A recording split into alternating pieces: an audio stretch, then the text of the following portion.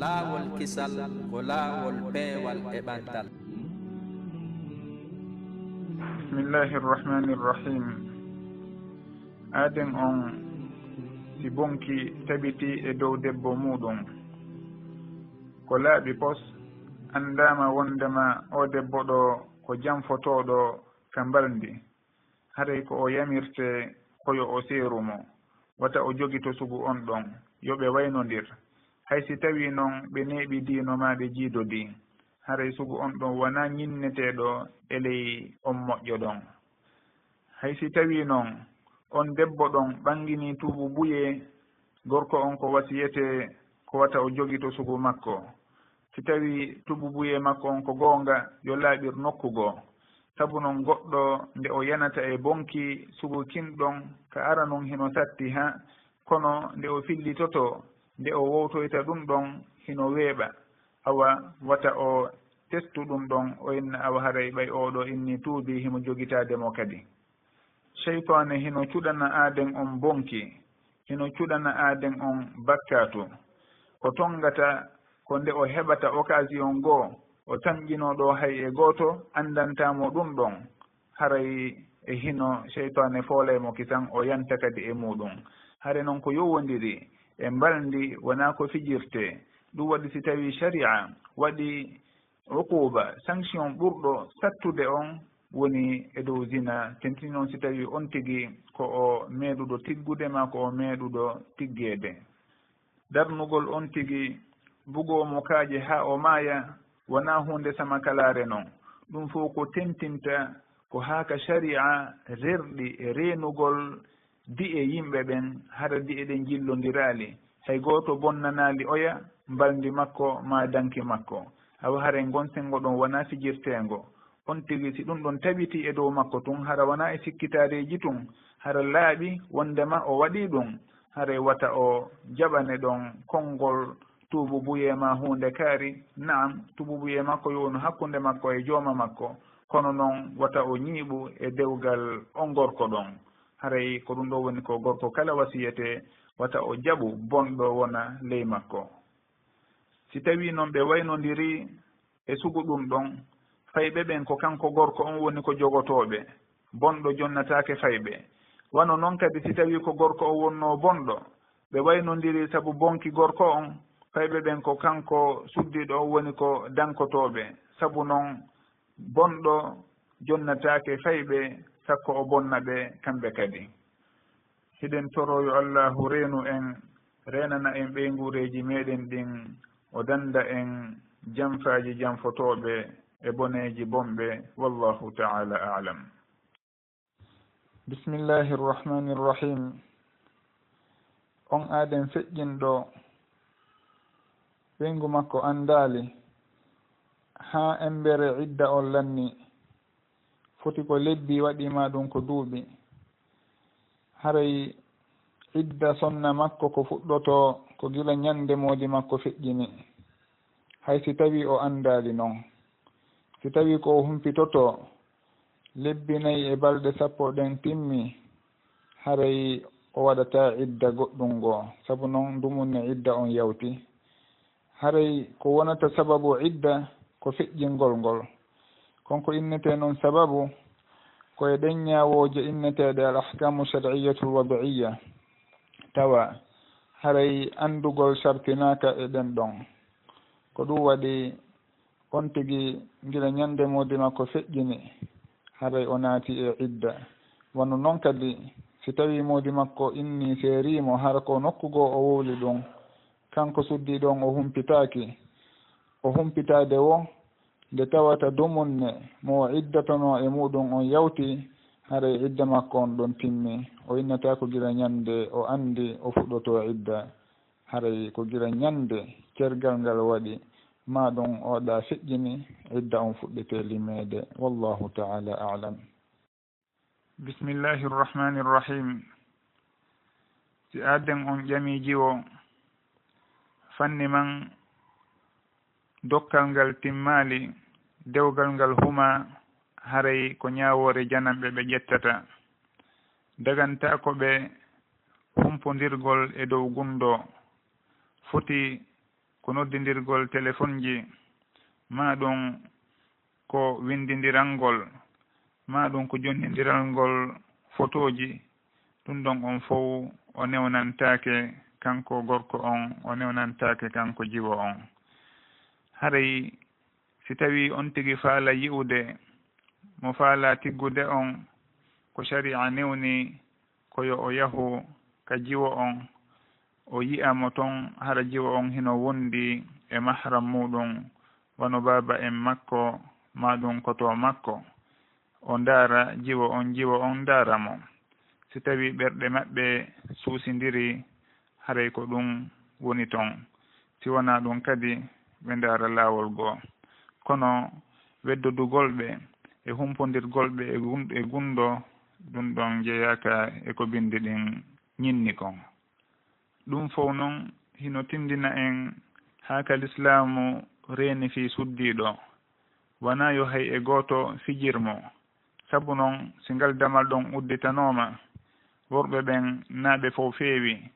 on tigi hino waawi gundodude ɗon e jiwo on haa piijigo yanta hakkunde maɓɓe o accitiroyamo ni haray ɗum ɗon on fof koko l'islamu fermi damal muɗum sabu teddingol suddiɗo e reenugol suddiɗo haranamo kala hewtata e makko wona hay e gooto yo fijirmo haray enen kadi hiɗen tori yo allahu wawnu en reenude ko e meɗen o reenana en ɓey nguureji meɗen wallahu taala alam. Bismillahi irrahmani irrahim. Aden e suddiɗo muɗum lurri kalimoje cerɗe yanɗe hakkunde maɓɓe gorko on inni seerimo laawi tati suddiɗo on inni ko laawi ɗiɗi ko konngol hombo ƴetteteɗon ko konngol gorko on sabu noon hino sella ka o seera har hay e gooto annda wona sarti beetun o anndina suddiɗo on o seerimo si tawi o wonino kanko e njaatigiɓe makko tun ma ɗum haɗa ko kanko tun o laɓɓinira ɗengal makko o seeri ɓeyngu makko ɗum ɗo woni cergal haray si o inni kanko ko laawi tati o seeri oɗa ko konngol makko ngol jaɓeteɗon tentini noon kadi konko harminta e konko daginta hawtodiri ɗon ko harminta kon woni cergal tataɓal ngal haray debbo on harmanimo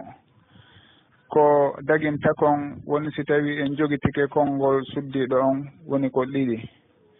haray ɗon on haa jooni dewgal hino dago hakkunde maɓɓe si tawi oɗa yaltali ka idda kono noon ko ardinten kon koko harminta kon e ngon sengo ɗon sabu noon ko kañum woni lasli on e konko ɓe innata al abda woni farjuuji ɗin ka dewle lasli on ko harmingol on tigi o wondata e goɗɗo si wona e dow ko laaɓi si tawi ɓe sikkitike bela ɗum ɗo hino dagi ma ɗum dagaki bela oɗo no daganimo ka daganakimo o ruttoto ka lasli woni al aslu fil abda'i tahrim o jogito wondema oɗo o daganakimo ha laaɓanamo post himo daganimo ɓay noon ɗo ɓe lurri oɗo hino innude ko laawi tati oɗo no innude ko laawi ɗiɗi komo laawi tati on konngol muɗum ƴettete hay si tawi noon ko gorko o wonno wi'ude ko laawi ɗiɗi hara suddiɗo on kañum hino henani ɗum ko laawi tati ko konngol makko kanko suddiɗo on woni ko ƴettete ɗon wallahu taala alam. Woɓɓe landi inni haray kamɓe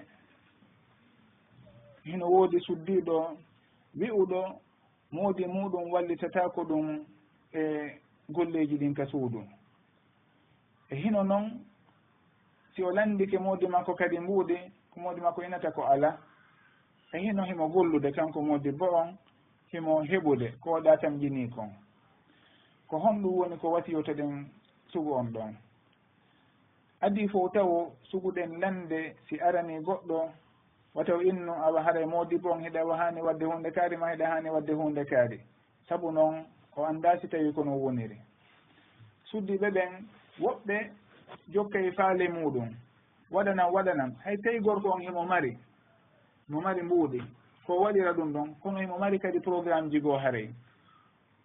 o wawata ƴettude ko wallinanno fi hunde kaari maɗum himo eɓɓannoɓe ɗa fi cuurum ma goɗɗum gooɗa oɗa inna waɗanam jonnanɗa miɗo faala hunde kaari so jonnalimo tun o inna awa haray oɗo yalalan wallitade e hinole himo mari mbuuɗi haray ɗum ɗon on nani tun ƴettitirte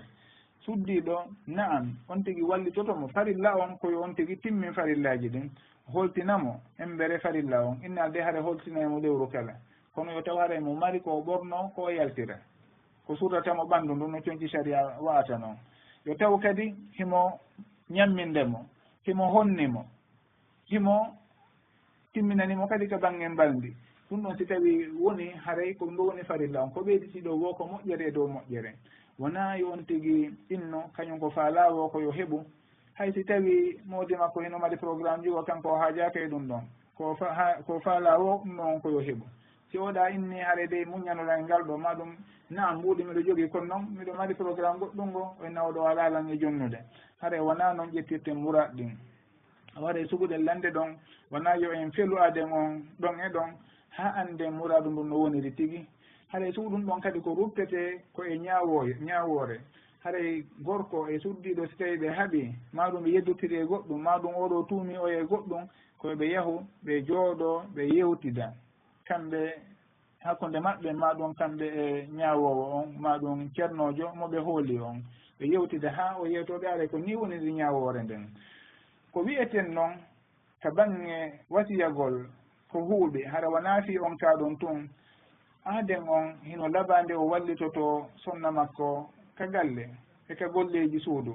jumma aicha radiallahu anha ko ɗum woni koɓe siforno nelaɗo sallllahu alayhi wa sallam wondema kana yakunu fi mihnati ahli ɓayɓe landama ko honɗum nelaɗo sallllahu alih w sallam waɗata ka nder galle toon ka nder suudu ɓe maki kana yakunu fi mihnati ahli koye wallitagol koye gollangol ɓeyngure maɓɓe nden ɓe wonayno ka suudu toon haray kanko gorko on si tawi himo mari waktu hettiɗo hara na wondema ko golleji makko goo woni ko hilnimo kono himo hetti e on saari ɗon himo wawi wallitade e piihoye cewkoy koye o gasata wallitorde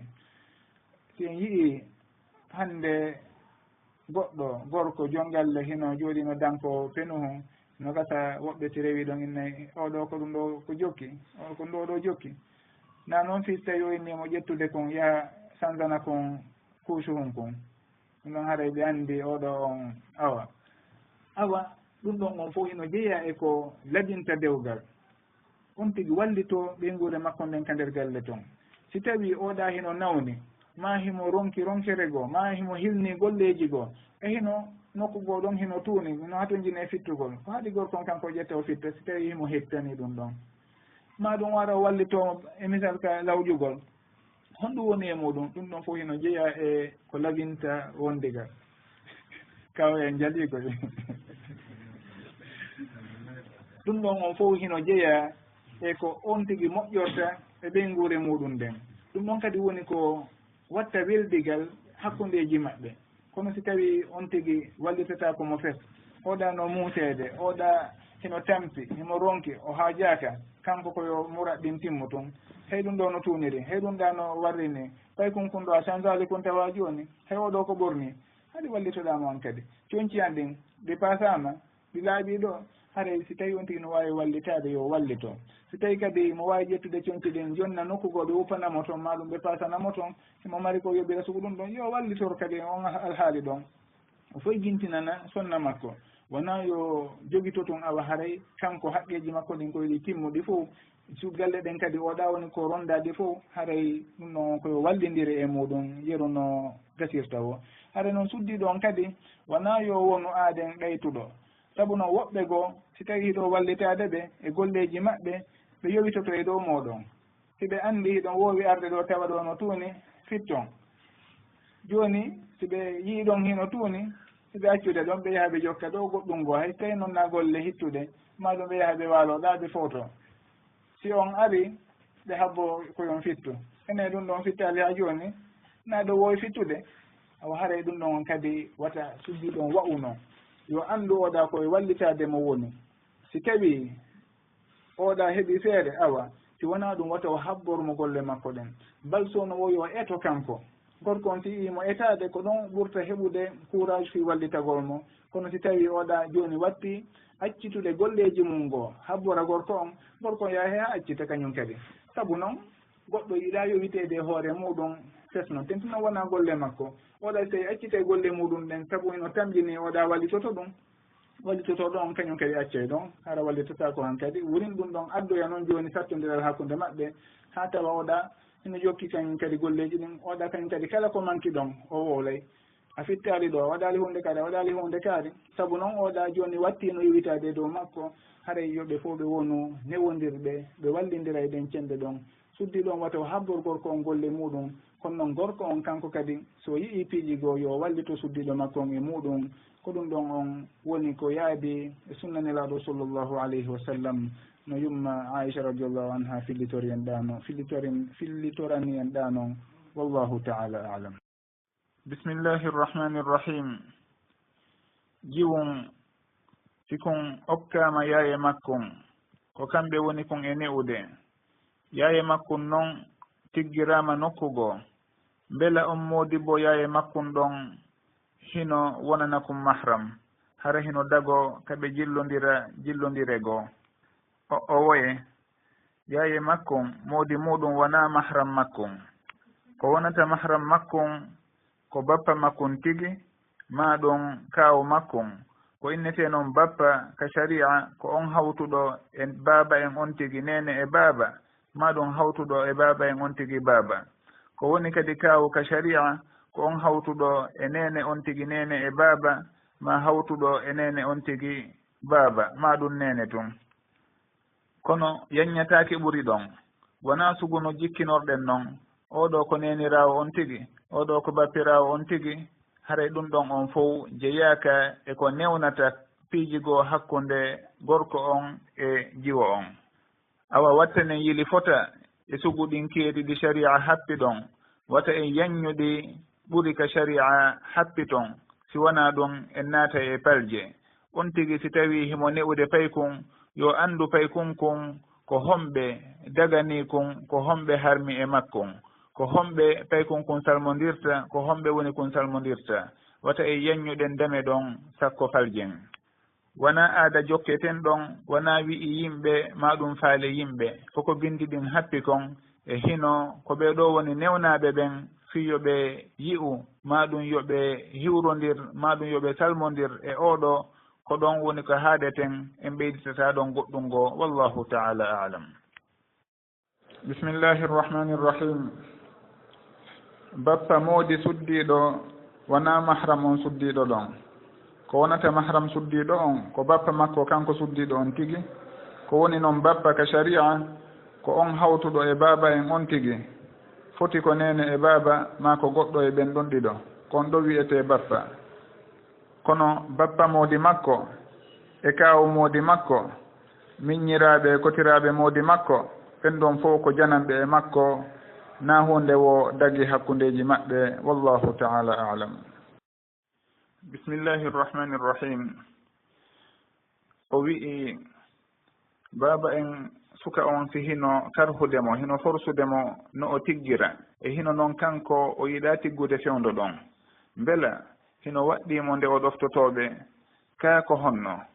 si tawi himo mari ko o tiggira himo mari feere tiggugol fewndo ɗon ɗoftagol mawɓe makko ɓen ko ɗum ɗo woni ko hananimo bal ɗum ɗon koye ɗoftagol nelaɗo sallllahu alayhi wa sallam jeeya saabu noon ɓe maaki ya machara shabab man istataa minkum alba'ata falyatazawaj hey ko onon yo sukaɓe kala e moɗon heɓuɗo feere no tiggira yo on tigi tiggu haray si tawi o heeɓi feere no o tiggira yo o tiggu si tawi mawɓe makko ɓe yamirimo ɗum yo o ɗoftoɓe koye ɗoftare nelaɗo sallllahu alayhi wa sallam jeeya si tawi noon o ala feere ko o tiggira ɓe innimo yo o tiggu haray ɗon sharti daginanayɗomo tiggugol on timmali taw ɗon on yo o ndaaru ko honno o faminirta ɓe ko honno o multidirta e maɓɓe haa ɓe jaɓanamo nganto makko on sabu noon wona tiggugol tu woni sharti ko jogitagol ngol kadi haray on tigi si o heɓi mbawdi muɗum yo o tiggu mawɓe makko ɓen si yamirimo haray ɓurti tentude on tigi reena hoore makko o reena suddiɗo julɗo kañum kadi wallahu taala alam. bisimillahi irrahmani irrahim. dagante ko suddiɗo nde o salanto moodi makko mbaldi foti o moyninayi fotina e moyninde o woni. nelaɗo sallllahu alayhi wa sallam hino maaki suddiɗo si moodi makko noddimo e mbaldi o salanikemo o waalay hara malayika ɓen hino huɗamo ha weeta haray ko bakkatu jeeyaɗo e ɗin bakkatuji mawɗi ɗum ɗon lintorte daganta ko suddiɗo nde o waɗata ɗum daganta komo nde o haalata moodi makko mbaldi foti ko ɗum ɗon ma ko goɗɗum ngo woni sababu on mo waɗi ɗum ko wasiyete koyo o tuuɓitan moodi makko o yaafinomo si tawi hino woodi toon ko ɓe huuli si tawi ɓe yiidi e mbaldi haray yo on tigi faamin moodi muɗum ɓe yewtida si tawi o jaɓanimo awa si wona lorra woni e dow muɗum daganta komo ka o salanomo no wirɗen noon. si moodi makko noon añi ko o defi kanko suddiɗo on sabu ko o salanimo mbaldi kon ko honɗum on suddiɗo ɗon waɗata on ñaameteɗon ñaamete on hibbatake o bonnatake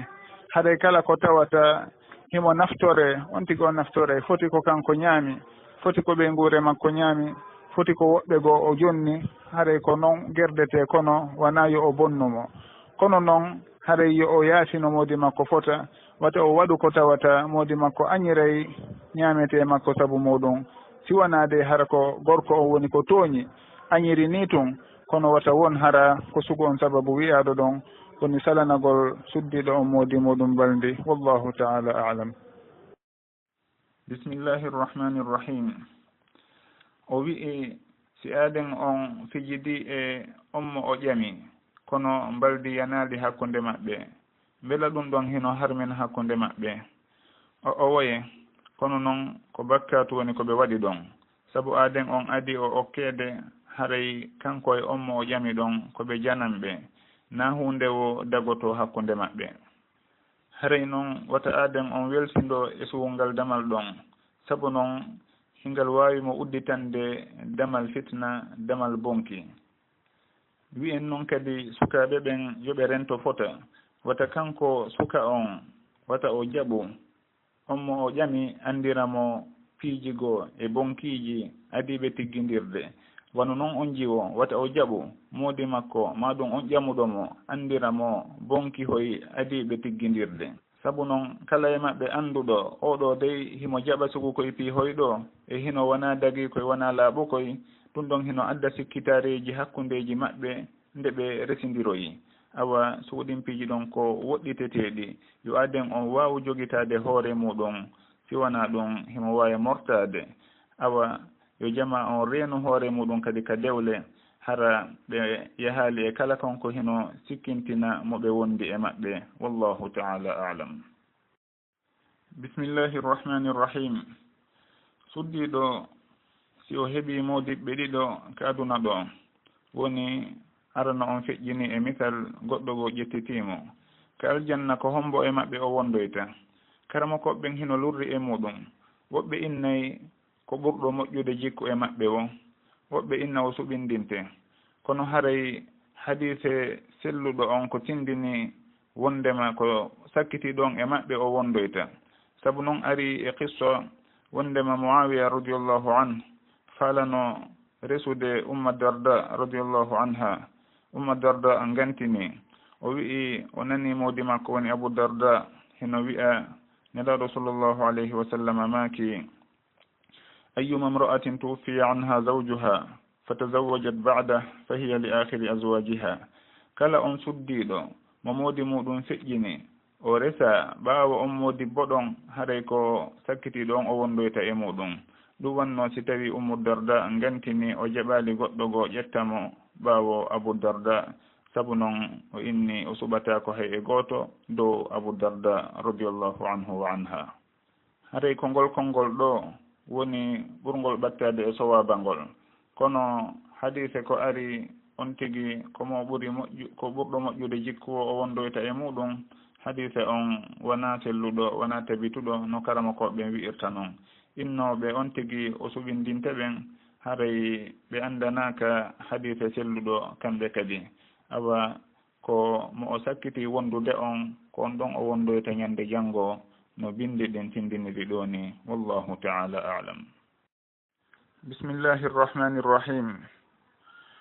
Mbela hino dagano resindirɓe nde ɓe woɗɗindirta jiidi maɓɓe ndin. Fii taƴugol jiidi hino harmi fes, dagata ko fes, daganta ko on tigi nde o ƴettata hay e hunde. Fii darnugol jiidi makko haraw jiidata ko hankadi. Si tawi noon ko fii woɗɗindirgol jiidi ndin en ndaare ko honɗum woni sababu muɗum. siko fi newnalngol kumbobo hum maɓɓe yokun timmin duuɓi makkun ɗiɗi ka muynugol ɗum ɗon hino dago sabu noon walwalidatu yurdi'na awladahunna hawlayni kamilayni liman arada an yutimma arradaa kumbobo hum hikum muyna duuɓi ɗiɗi si tawi koyo muynugol makkungol timmo si tawi noon reedu fawike adi o timminde muynugol makkongol ɗum ɗon hino haɗamo wawde timmingol muynugol makkongol. Wano noon si tawi nenejo on o lorroto si o sowike e on saayi ɗon sabu renga makko on townata jokkodirgol jiidi ɗum ɗon on hino newna nde ɓe woɗɗindirta jiidi maɓɓe ndin kadi. Ko honno noon ɓe gerdata fi woɗɗindirgol ndin jiidi ɗon ɓe ƴettata comprimé je ɓe ƴettata ɗin pikirji ɓe yahata kadi e waɗugol appareil hoy ɗum ɗon on fof hino wondi e lorraji. Wano noon kadi on tigi o wirtanto mo o hanano wirtanade nde hiɓe waɗa koye appareil hoy yaltina ɗum ɗon on fof dagatako tawtiɗol lorraji hino e muɗum sonowo yimɓe hino wullito effet secondaire ji ko woni e muɗum ɗum ɗon waɗi si tawi sharia newnata ɗum ɗon sabu noon la darara wala dirar kala konko wondi e lorra sharia haɗay ɗum. Himo wawi noon hutorde koye poore hoy woni préservatif e ko nantata e muɗum sabu lorra haray ala e sugu koye ɗon on. Himo wawi wadde kadi konko innete al azlu woni si o yiidi e sonna makko ha o so'i wondema ndiyan ɗam hewtika yalta o yaltina o hibba ka yaasi haray ɗum ɗon on fof hino dago sabu noon ari ka hadith ka on sahabajo wi'i kunna nazilu ala ahdi rasulillahi sallllahu alayhi wa sallam فبلغ ذلك رسول الله صلى الله عليه وسلم فلم ينهنا hari men waɗayno azlu woni men ƴewnayno men hibba maniyu on ka yaasi hara men hibbali nder ton fewndo nelaɗo sallllahu alayhi wa sallam ɓe andi ɗum ɓe haɗali men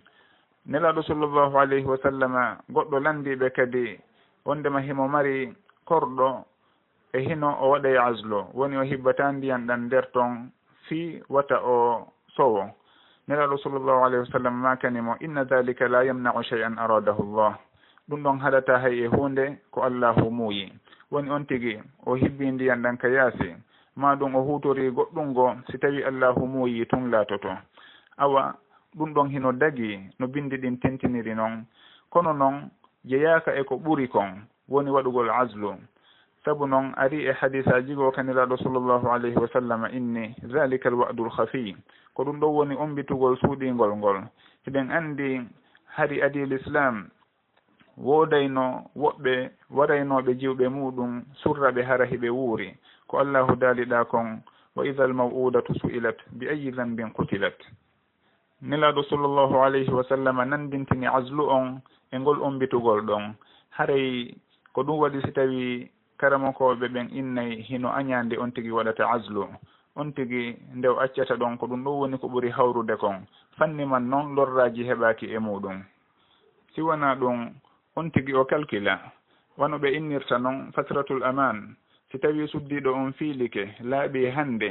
ɗo ha yontere hande si o yiidama hino hasiyi ka reedu ronka heɓade wano noon kadi si tawi ko yontere hande o fiiloto himo andi ko ɗon aada makko on woowi arde o yiidama adi nden ñalande ɗon haray hino jorta ka reedu ronka heɓade on saayi ɗon wonde kala noon ɗum ɗon on fof la yamna'u shay'an aradahu llah haɗata hay e hunde ko allahu muuyi haray on tigi ha kawƴetti précaution ji o si tawi allahu muuyi tun wonay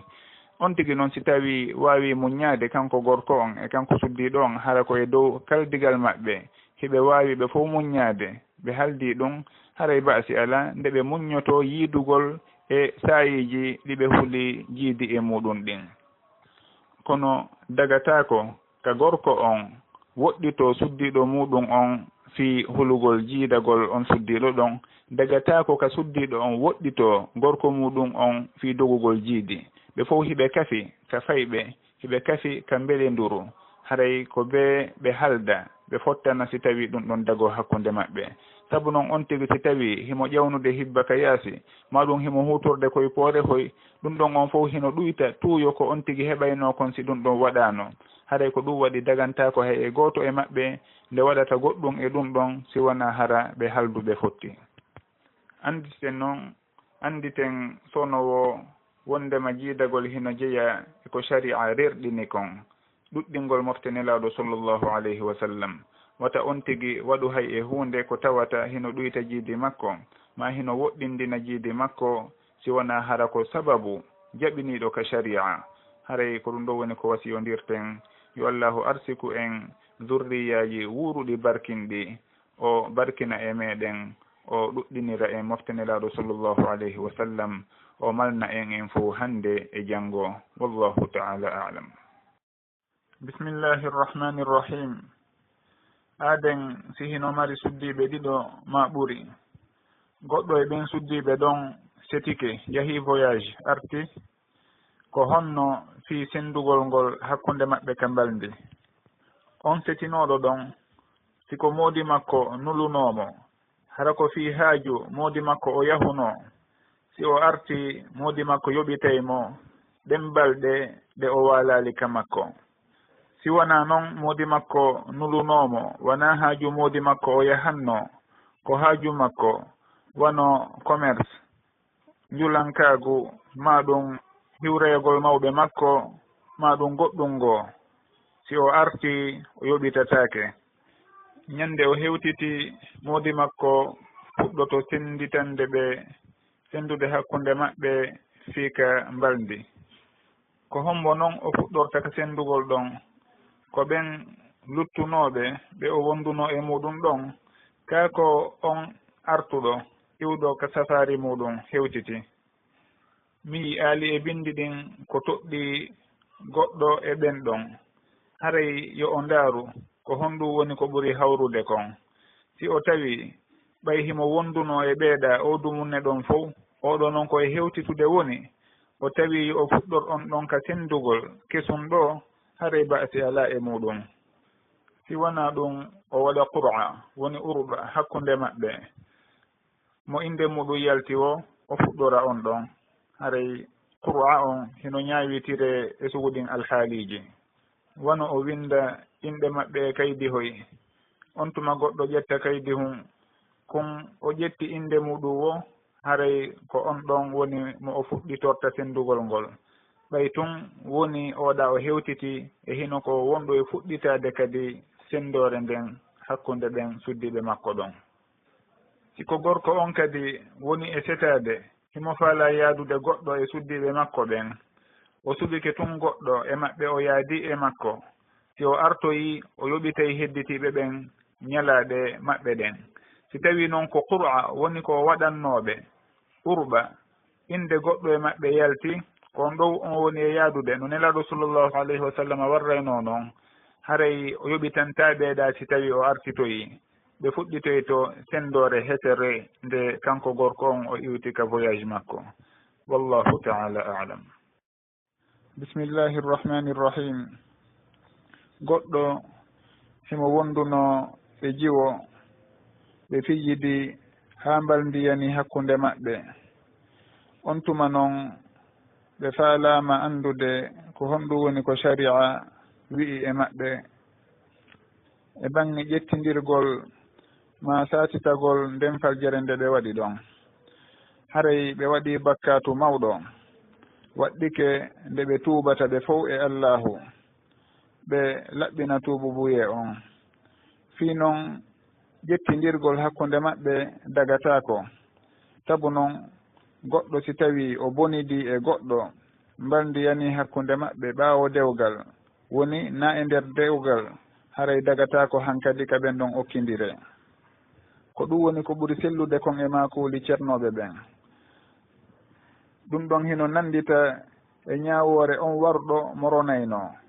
si on tigi wari mo oronayno oronatamo. haray ɗo kadi hino dagino ka oɗo tigga oɗa si tawi ndimbal ndi bondi ɗon yanano hakkunde maɓɓe kono ɓay tun ndiyani hakkunde maɓɓe haray dagatako ka o tigga mo. ko sugu ɗum ɗon ɓe innata man istajala shay'an qabla awanihi uqiba bi hirmanih.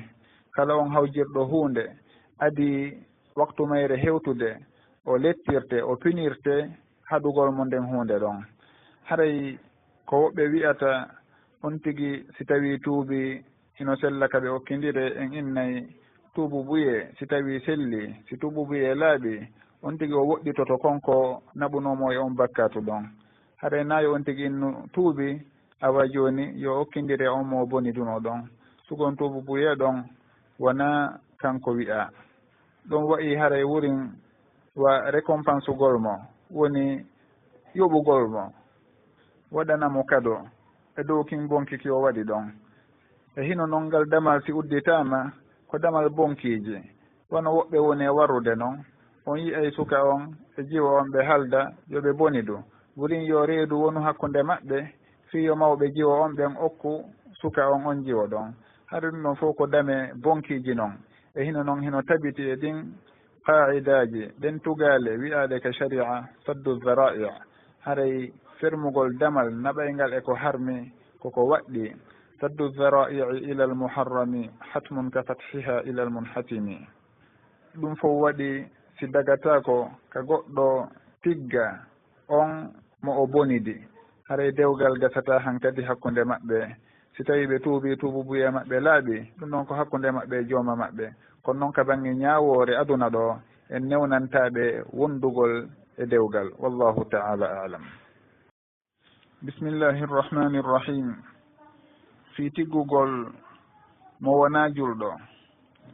sharia hino newnani gorko julɗo nde o ƴettata alyahudajo ma nasarajo.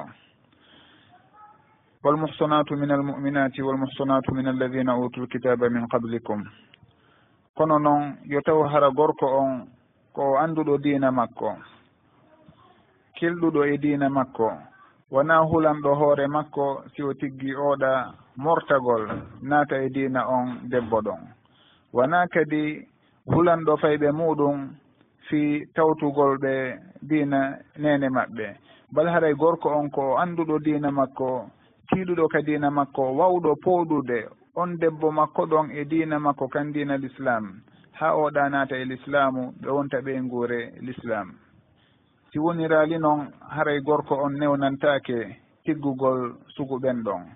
allahu daali ka timmode on aya mo o dagini ƴettugol ɓen ɗon e muɗum wa man yakfur bil imani faqad habita amaluhu wa huwa fi l akhirati min alkhasirin. hay si tawi wondema o dagini ɗum ɗa kono noon kala on yedduɗo limanu on haray golle makko boni koye ɓen hayruɓe ɓen perduɓe ñande janngo o tawete. ko sugu ɗum ɗon innete dalalatul ishara woni o joopanike en awa sharpi dagagol ɗumɗa yo taw aaden on haray himo hooli yeddugol l'islamu tawata zurriya makko. haray noon mo ndaari e zamanu meɗen hannde no ɓen wonɓe e ƴettude ɓe wona julɓe woni e wa'ude mano zurriya maɓɓe woni e wa'oyde haray on tigi innay julɗo on no o rentori ɗum ɗo woohi no moƴƴi. alhamdulillah allahu tagi rewɓe julɓe ɗuɗɗini ɗum kadi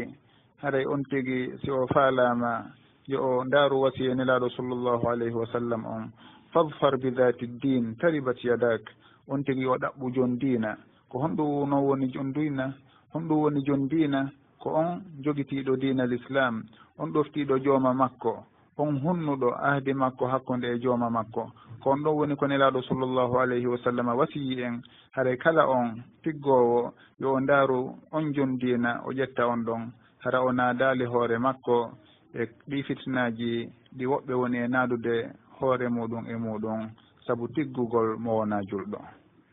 en andintinoray noon ɗo wondema dagatako ka keefeero tigga suddiɗo julɗo wonata ley keefeero hare ɗum ɗon on dagaki fes wata goɗɗo ɗaynito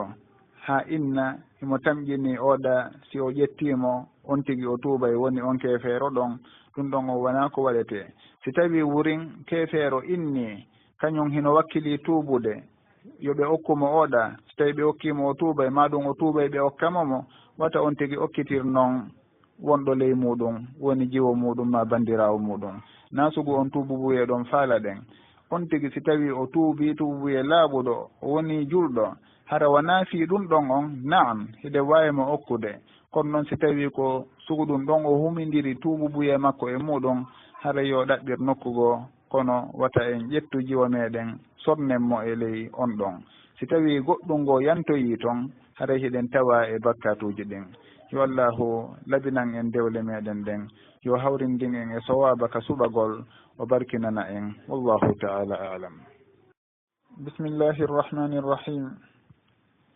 goɗɗo jibinane penuhun jiwum o inna o okkikon suka hino ɗon, maɗum o watti muradu makkun e juuɗe kaarijo hino ɗon, bela ɗum hino sella. dagatako ka goɗɗo okkitira jiwo muɗum e hino jiwo on newnali. si tawi o warri noon kun jiwum ɗon si janɗoyi hewti ka kon okkitirte kullandete. si tawi hikun yiɗi hikun jaɓi laatine, sikun jaɓa kun karhatake, dewgal gasata hakkunde makkun emo kun yiɗa. nde o wi'ata noon o watti muradu makkun e juuɗe kaarijo ɗa, si tawi on kaarijo ɗon ko ɓattodiraɗo makkun wano bappa makkun maɗum koto makkun, naam. kono si tawi ko janano e makkun sellata, sabu noon janano okkitirta jiwo.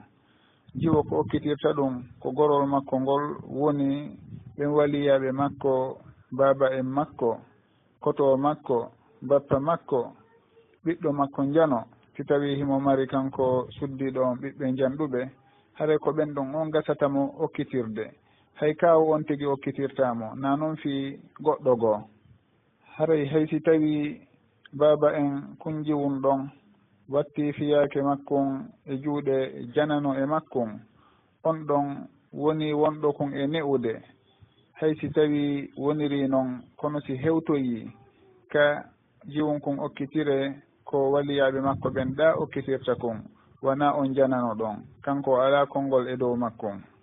tentinen noon wondema dagatako kaɓe okkitiramo e hino o newna o jaɓanaɓe. nelaɗo sallllahu alayhi wa sallam ɓe andini e wondema albikru tustamar wa idnuha somatuha. haray jiwo mo meeɗaka ƴettede o landete, tustadanu o landete duŋaye. si tawi noon o fanki o deƴƴi, ko ɗum ɗon tindinta himo jaɓi. kono si wona ɗum o okkitirtake, na forsugol hay e gooto kad hatake nawre ka o yiɗa. wallahu taala alam. bismillahi rrahmani rrahim. suddiɗo si moodi makko yahi safari voyage, o neɓoyi toon ha habaruji makko taƴi, ɓe anda hankadi fi makko, himo wuuri himo maayi, ko honno gerdete. karama koɓɓen hiɓe janti dumunneji ɗi aaden on muññitante si tawi habaru makko taƴi. hare noon hiɓe sendi ɗum ɗon e alhaaliji, woni himo majji e leyɗe julɓe, maɗum e leyɗe ɓe wona julɓe, himo majji e sa'a kisal, himo majji e sa'a hare. ɗum ɗon fof hiɓe sendi ñawoji muɗum. kono noon ka raɓɓinɗingol sugo o alhaali ɗo en innayi kanko suddiɗo on yo o yeeto mawɓe makko ɓen, o faalama dey kanko ƴettede. ɓen ɗon humpodira e mawɓe moodi makko ɓen, ɓe waɗa ɗum ɗon ñawoore. foti hiɓe mari ñawowo ka o woni ɗon, ma ɗum ko almami on ɓe yahata ka muɗum, ma ɗum jomirawo gandal mo ɓe hooli. haray on ɗon on o ndaara alhaali on, ha si tawi o ñaawi awangal dewgal ɗon ngal helama, haray ngal helama. gila ka ngal hela ɗon noon, suddiɗo on o naata e idda. si idda makko on yalti, daganike goɗɗo goo nde tigga mo, daganike mo kanko kadi nde o tiggete. haray helugol dewgal makko aranal ngal koye sugunde ñawoore ɗon laatoto, koye sugunde ñawoore ɗon gasata. wona kanko innata tun awa o jooɗike joni idda ma ɗum joni arɗotorima wo o jaɓay. ko beeɓe maho e konngol ñawowo si tawi dewgal aranal ngal hela, si wona ɗum haray himoy ngal dewgal ɗon ha nde allahu haaji o. andintinen ɗo noon worɓe ɓen wondema goɗɗo ko ƴettanta ko fii yo o deeƴu e on mo o ƴetti ɗon. on mo o ƴetti ɗon kadi deeƴa e makko. ko honno noon nden deeƴere ɗon wonirta ko si tawi ɓe ɓattodiri. kono si tawi ɓe woɗɗodiri, oɗo woni to dumunne juutuɗo, oɗo hino to haray ɗum ɗon on jeyaka eko fanda kon e dewgal ngal. bal daganta ko aaden nde o woɗɗitoto ɓeyngu makko ha timma lebbi 6 ma ɗum ɓuri. l'islamu ko happi ko lebbi 4. haray ko lebbi 4 woni ko ɓuri ɗuɗude ko aaden on wonata hara wondali e suddiɗo makko on. wano ardiri noon ko ayeje al ila lilladina yu'luna min nisaihim tarabbusu 4 ashhur. umar ibn al-khattab radiallahu anhu o happuno kanko kadi lebbi ɗin 4. o ɓeydi ɗon lebbi 2 sabu ɓen yahaynoɓe jihaadi hara ɓe yahay lewru koɓe yarata kon e lewru koɓe artirta kon wona lebbi 6. ɓay o landino hafsa radiallahu anha ko dumunne hombo suddiɗo wawata muññade moodi muɗum. o inni ko lebbi 4. si tawi ɗuuɗi ha ɗuuɗi haɗay ko lebbi 6. awa haray yo worɓe ɓen andu daganaki ɓe nde ɓe tiggata ɓe accitirani lebbi 6 sappo duuɓi ɗum ɗon o wona ko dagi. haray yo ɓe rento ɓe reena haqqeji ɓen ɓe woni ƴettude ɗon. si tawi ɓe ala feere no ɓe wondira e maɓɓe wata ɓe tiggu ha ɓe heɓa feere ɓannugol ɓen ɓe ƴetti ɗon takko maɓɓe. ko ɗum ɗo woni ko fanda kon. nde on tigi wondata e ɓeygure muɗum, nde on tigi jiidoto, nde on tigi ne'ata fayɓe muɗum ne'ira ɓe needi, nde on tigi dankoto on mo o ƴetti ɗon, on mo o addi ɗon. ko ɗum ɗo woni ko fanda kon. kono nde on tigi tiggata accitirani, on tigi yaha woɗɗito dumunneji duuɓi, ɗum ɗon yaada e sharia, yaada e sunna nelaɗo sallllahu alayhi wa sallam. awa yo yimɓe ɓen watta jilingon sengo ɗon. kala on heɓuɗo feere no ɓannitira ɓeygure muɗum yo ɓannituɓe. si on tigi ala feere yo accu ha o heɓa feere si tawi o tigga, kono wona ƴettugol hawkirani. wallahu taala alam. bismillahi rrahmani rrahim. dagata ko ka goɗɗo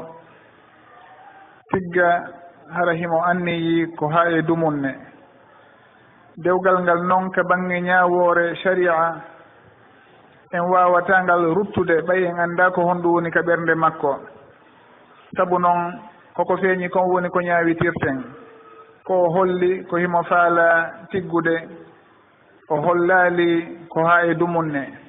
ko ɗum waɗi si tawi dewgal ngal humama ɗon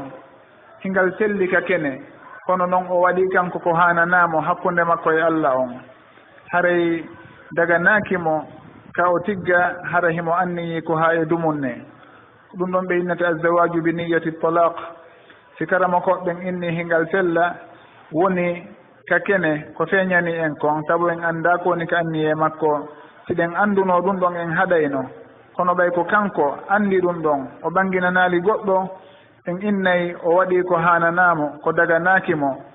kono noon enen en anda konko woni e ɓernde makko nden. ko ɗum waɗi si tawi en wawali haɗude dewgal ngal, haray noon karama koɓɓen innay aaden moƴƴo waɗata sugu ɗum. yo on tigi ndaaru beela himo yiɗanno jiwo makko ma bandirawo makko sugu ɗum ɗon. nde goɗɗo arata tiggamo hara hino andi ko embere lewru ma hitande ma ɗum ha hunde kaari hunto o accita on tigi. hay goto yiɗana ɗum bandirawo makko ma ɗum jiwo makko. haray ko wano noon kadi yimɓe ɓen yiɗana ɗum ɓe maɓɓe ɓen. ɗum waɗi tawi ɓe innay aaden moƴƴo waɗata ɗum ɗon, aaden jon jikke waɗata sugu ɗum ɗon. haray koko rentete noon. wallahu taala alam. bismillahi rrahmani rrahim. alhamdulillahi rabbil alamin, wassalatu wassalamu ala ashrafi al-anbiya'i wal mursalin, nabiyyina muhammadin wa ala alihi wa sahbihi ajma'in. wa ba'd. musidɓe yiɓɓe wonɓe heɗitade radio Fouta Djalo international, assalamu aleykum wa rahmatullahi wa barakatuh. ko tooli moɗon hannde kadi e o émission meɗen wi'eteɗo nafoore yontere nden faidatul usbou ko gila ɗo e Dakar o woni e wadde wondi e moɗon e makko Mouhammadou Tahirou Diallo. haray ko wonɗen e hertinande émission on ko jaabagol yoga e lande ko musidɓe meɗen landi fi muɗum e nokkeli.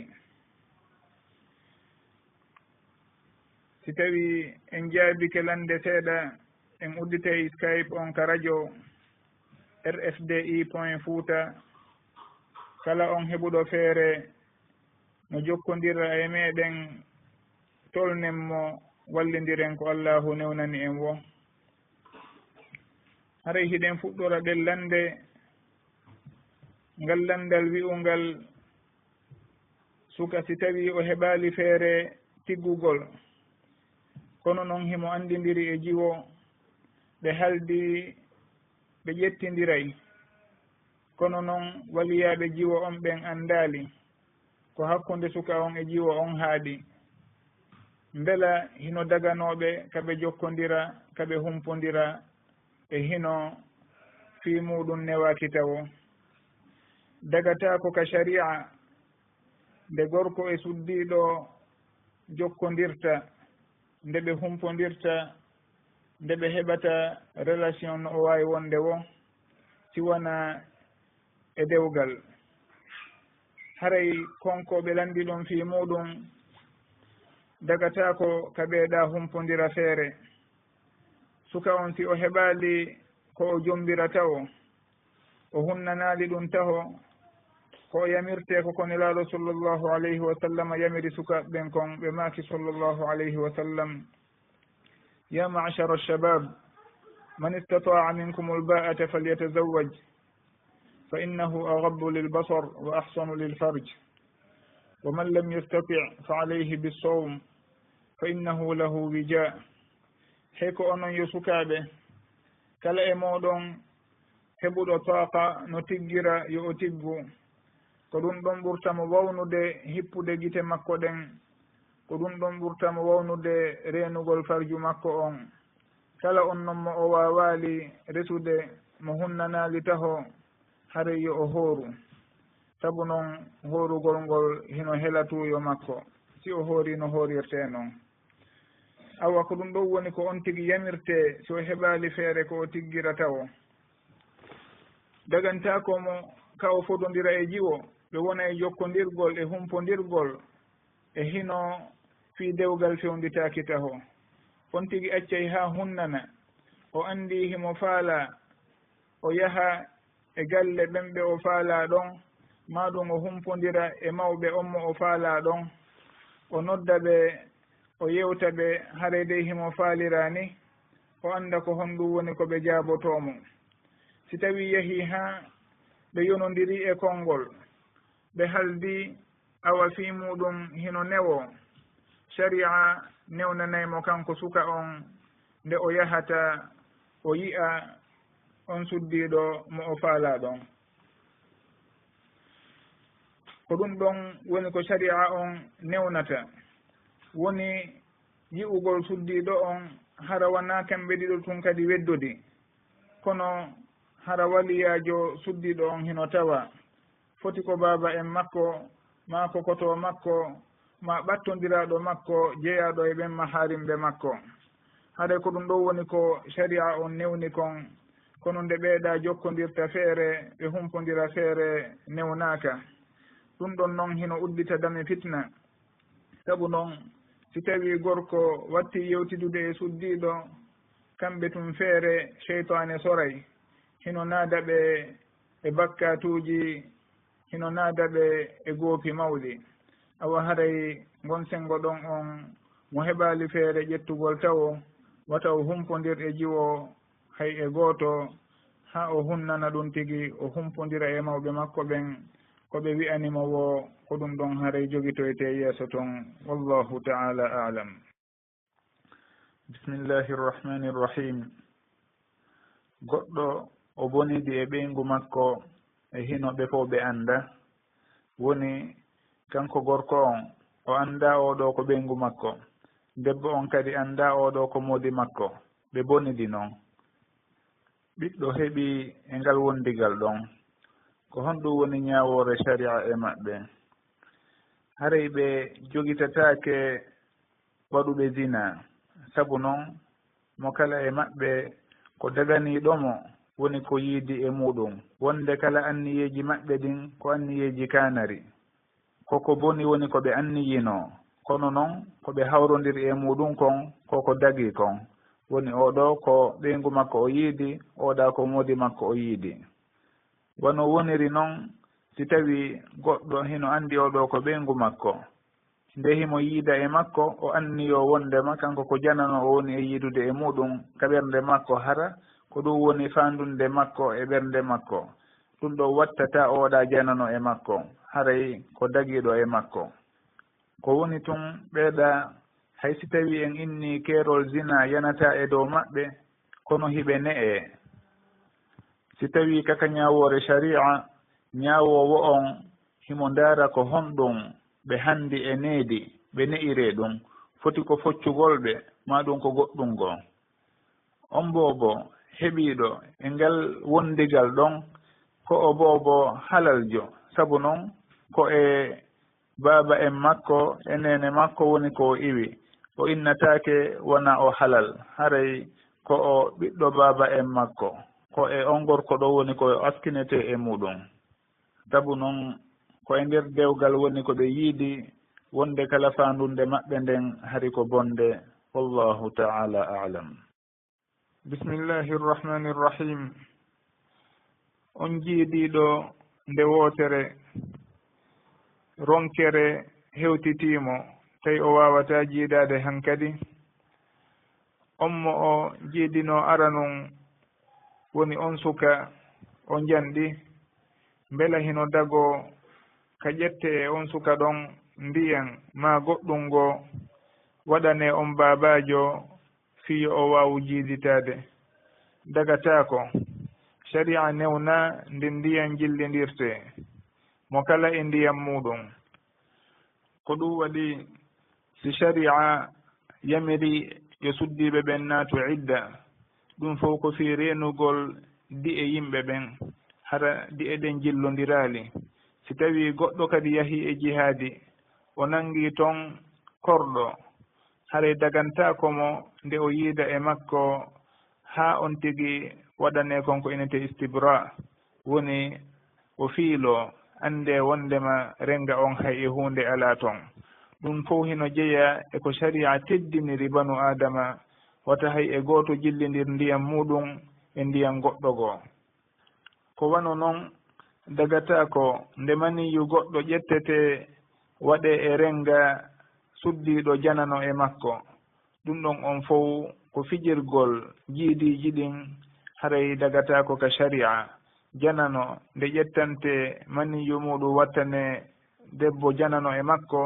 ɗum ɗon dagata ko haray on tigi warri sugunowo si tawi ko kanko e ɓeygu makko, e sartiji kadi ɗiɓe jantoto ka bange fiqhu. haray renen fota di'e meɗen ɗen, renen fota dewle meɗen ɗen, hara en fijirali hoore meɗen, en fijirali di'e meɗen e jiidiji meɗen. yo allahu hisin en. wallahu ta'ala a'lam. laawol kisal ko laawol peewal e ɓantal.